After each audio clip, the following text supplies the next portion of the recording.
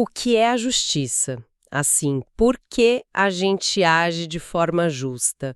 É por alguma coisa interna, uma convicção? Ou é só medo? Medo de ser pego, de estragar a nossa reputação? Pois é. Essa é a questão central de uma das obras talvez mais importantes da filosofia, A República de Platão. E a gente tem uns trechos aqui hoje para fazer um mergulho nisso. Exato. E o nosso objetivo aqui é explorar um desafio que é um dos mais poderosos já feitos à ideia de justiça.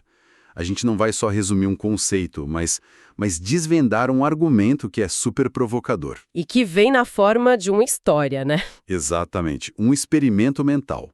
No livro, o Glaucon, que é um dos interlocutores do Sócrates, ele não está nada satisfeito com as respostas, digamos, fáceis. Então ele, de certa forma, coloca o Sócrates na parede. Certo. Ele força Sócrates a defender a justiça por si mesma, sabe? Sem nenhuma recompensa externa. E, para isso, ele conta a história de um anel mágico. Um anel de poder. Mas assim, antes da gente chegar na lenda em si, que é fascinante, a gente precisa entender o tamanho da provocação do Glaucon, né? Ele basicamente diz que toda a nossa moralidade pode ser uma farsa. Uma grande farsa. Ele estrutura isso em 3 pontos muito fortes. E qual seria o primeiro? O primeiro é que, para a maioria das pessoas, a justiça não é um bem em si.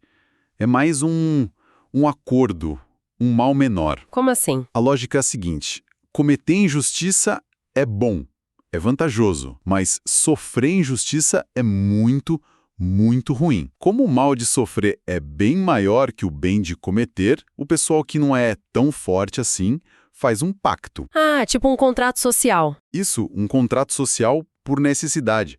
Olha, eu não te prejudico, você não me prejudica. A justiça, então, nasce dessa fraqueza, não de alguma nobreza. Peraí, mas essa visão não é extremamente cínica? Quer dizer, ela descarta a chance de alguém ser justo por, sei lá, por princípio? É exatamente esse o ponto. Glaucon está apresentando o argumento mais cínico e poderoso que ele consegue. Ele não está necessariamente dizendo que ele acredita nisso. Entendi. Ele quer que Sócrates refute essa versão do argumento a mais difícil de todas. É como se ele dissesse: Sócrates, me convença de que isso aqui está errado. Me prove que a justiça não é só um acordo de conveniência. Tá, ele tá elevando o nível do debate. Faz sentido. E qual é o segundo argumento dele? O segundo é a consequência direta do primeiro. Se a justiça é só um acordo, então todo mundo que a pratica o faz contra a vontade. Ninguém é justo por escolha. Ninguém. A gente só é justo porque não tem o poder de ser injusto e sair impune. E é exatamente aqui que a história do anel vai entrar. Como a prova disso. E o terceiro ponto, o golpe final. É a conclusão mais chocante. A vida do homem, que é totalmente injusto, mas que consegue manter uma fama de justo, é infinitamente melhor, mais feliz, do que a vida do homem que é justo de verdade, mas que todo mundo acha que é um canalha. Uau! É um ataque completo. Dizer que ninguém é justo por vontade própria é uma acusação e tanto. Ele precisa de uma prova muito forte para isso. E aí que entra a lenda de Giges. A história do anel. Exatamente. Para provar esse segundo ponto, de que a gente só é justo por medo, ele conta a história desse pastor, um ancestral do rei da Lídia. Vamos a ela então. Como começa? Começa com Giges, um pastor, um cara simples. Ele está lá cuidando do rebanho e de repente cai uma tempestade absurda, tem um terremoto. Certo. E o chão se abre na frente dele. Uma fenda enorme. O texto diz que ele fica maravilhado e, por curiosidade, ele desce naquela abertura. Uma imagem bem poderosa, essa da terra se abrindo para revelar algo. O que ele acha lá embaixo? Ele encontra, umas maravilhas. E entre elas, um cavalo de bronze, oco com umas portinhas.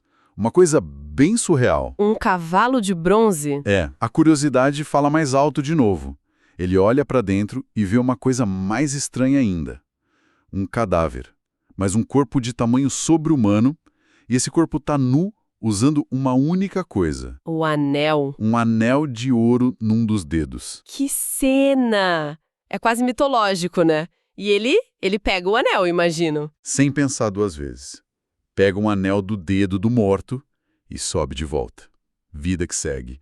Pouco depois, tem a reunião mensal dos pastores para prestar contas para o rei. E ele vai com o anel. Ele vai usando o anel novo e lá no meio da reunião, sem querer, ele gira a parte de cima do anel, o engaste, para dentro da mão. E aí, a mágica acontece. Ele fica invisível? Na hora, desaparece para os outros, que começam a falar dele como se ele tivesse saído. Giges fica assustado, mexe no anel de novo, vira um engaste para fora e reaparece. Nossa! Ele testa algumas vezes e confirma. Anel virado para dentro, invisível. Para fora, visível. O poder absoluto, assim, caiu no colo dele. E aí chegamos no ponto central do argumento do Glaucon, né? O que uma pessoa comum faz quando ganha o poder de agir sem nenhuma consequência? Ele faz exatamente o que o Glaucon previu. Primeiro, ele dá um jeito de ser um dos mensageiros enviados ao palácio. E lá? Chegando lá, usando o anelo, ele seduz a rainha, depois, com a ajuda dela, conspira contra o rei, mata o rei e toma o trono. O pastor vira rei.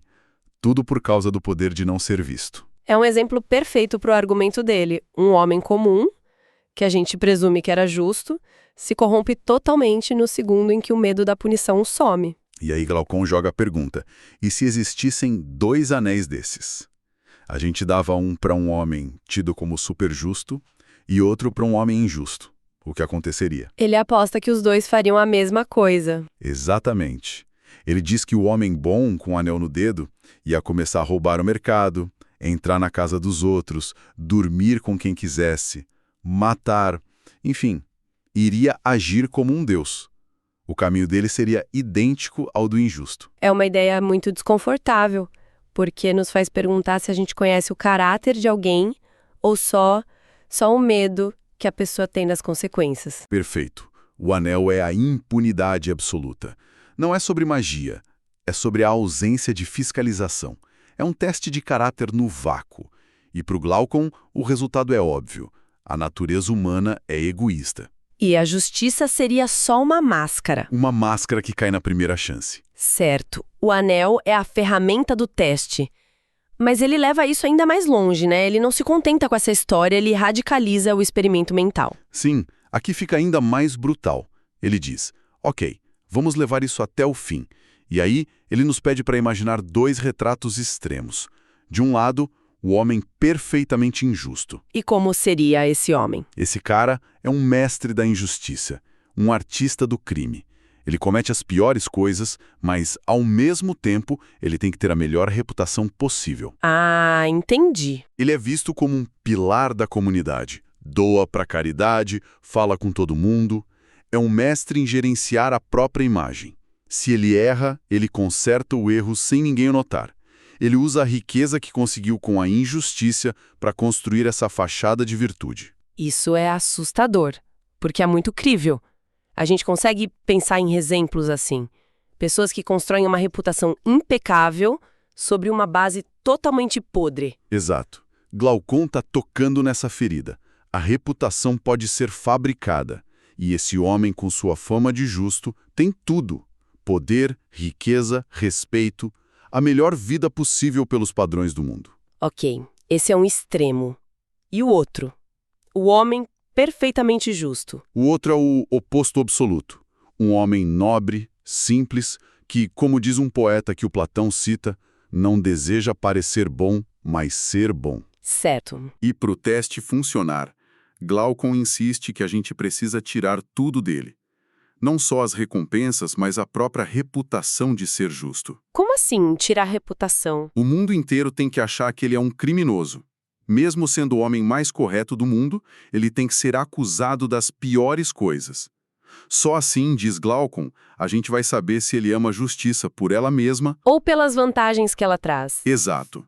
Se ele tiver boa fama, o teste não vale. Nossa, essa imagem do homem justo sendo punido, torturado, enquanto todo mundo acha que ele é o vilão, é de uma brutalidade. É proposital. Glaucon descreve o destino dele. Ele vai ser açoitado, torturado, aprisionado, vai ter os olhos queimados e, no fim de tudo, crucificado. Meu Deus! E durante todo esse sofrimento, ele vai ouvir o mundo dizer que ele mereceu. Só nessas condições, com a justiça não trazendo nada além de dor, é que o verdadeiro valor dela pode ser medido. O desafio está na mesa, então. De um lado, o injusto que é amado e tem tudo. Do outro, o justo que é odiado e não tem nada além da sua integridade. E a pergunta final do Glaucon é: qual dos dois vive uma vida mais feliz? E a resposta para qualquer um olhando de fora parece óbvia, né? É a do injusto. É a armadilha perfeita. Ele tirou todas as variáveis. Todas. A justiça ficou sem recompensa e a injustiça sem punição. Agora, Sócrates não pode mais dizer seja justo para ter uma boa vida. Ele tem que provar que a justiça é um bem intrínseco. Que ela é a saúde da alma. Isso, que a justiça é a saúde da alma e a injustiça a doença. Mesmo que a alma saudável viva num corpo torturado e a doente num palácio. Essa ideia do anel de Giges, ela não é só uma lenda antiga, então. Parece que hoje em dia a gente tem vários anéis desses, né? Platão, há 2 milênios, meio que previu o dilema da era digital. Sem dúvida, o anonimato na internet é o anel de Giges moderno mais claro. Totalmente. Pessoas que nunca diriam algo cruel, cara a cara, se sentem super à vontade para atacar os outros por trás de um perfil falso. A invisibilidade do teclado tira o medo da consequência social e o que aparece, muitas vezes, parece dar razão para o Glaucon. E não é só na internet, imagino. De jeito nenhum. Pense em outras formas de invisibilidade. O poder de uma grande corporação que usa paraísos fiscais, brechas na lei, para operar sem uma fiscalização real. Isso não é um anel de Giges corporativo? É uma ótima analogia. Ou o poder concentrado em regimes autoritários, onde um líder pode agir sem freio nenhum. São sistemas que criam uma forma de invisibilidade, de ausência de consequência. Isso muda tudo. A questão deixa de ser uma fantasia sobre magia e passa a ser uma análise muito dura sobre poder e responsabilidade.